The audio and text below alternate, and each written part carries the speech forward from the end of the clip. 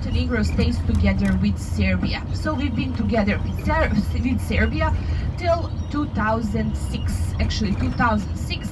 21st May 2006, here in Montenegro, we organized elections, or better to say a referendum for separation from Serbia. So since 2006, 21st May 2006, when 55% of Montenegrin population was for separation from Serbia, we are independent country. So since 2006, we are officially country with our own language, known as Montenegrin language. But as I mentioned in the beginning, our language is the same as Bosnian, Croatian, Serbian. We perfectly understand each other because we've been all part of ex-Yugoslavia, and we were all speaking in one unique language which was known as Serbo-Croatian. Macedonian and Slovenian are a little bit different, but we still can understand. But they're all Slavic languages, they have that Slavic base, so we can perfectly understand each other. The biggest differences are between accents, between dialects like in each language, but the biggest difference is that here in Montenegro we are using both of the alphabets as official. So we are using Cyrillic and Latin letters as official. In Croatia they are using only Latin. In Serbia they are using only Cyrillic. Here we are using both alphabets as official. So that's the biggest difference. So if you were born here in Montenegro, it means that you are speaking 4 languages, but actually you speak the one language with the 4 different names. When we start in the first class of elementary, in the first grade of elementary, we start to learn English language as the most important, and then in the 5th grade of elementary, we start to learn Italian language as the second important, because it was official for 400 years while we were under the Venetian protection, under the protection of Venetian Republic. In high school, you can choose between Spanish, French, Deutsch, or even Russian. So I can say that we are really blessed because we have opportunity to learn a lot of languages at school, which is really important because of tourism. So as I said, we are living off tourism.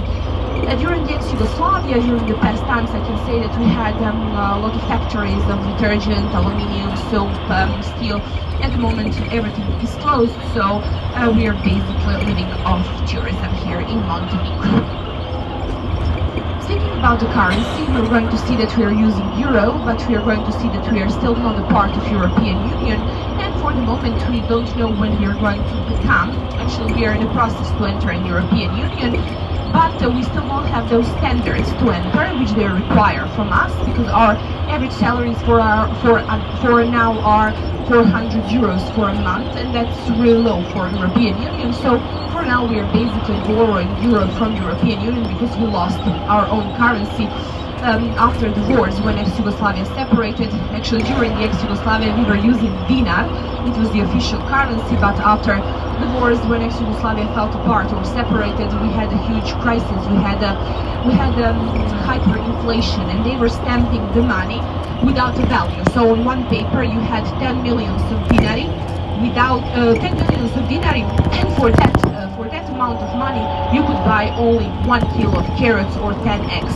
So it was a really difficult situation, but we had a lot of friends and family living in Germany, so they were sending to us Deutschmarks, and we started to use both of currencies in the same time till 1996, when our government made a contract with the German bank. And then in 1996, Deutschmarks becomes official currency here in Montenegro till 2002, because in 2002 Germany entered the European Union, so they accepted euro. So what else we could do? We also needed to accept euro as that. Basically, we are borrowing euro, and we are still not a part of European Union. So in the short future, we are going to see what's going to happen. In front of us, I can see already that there is less cloudy, direction of Budva. So I believe that when we arrive there, it won't rain, and that we are going to finish our tour without a rain. So I believe that you will bring us that beautiful weather from yesterday that you had in Dubrovnik. Actually, here was a really beautiful day. But as I said, I really hope that we're going to finish our tour without a rain.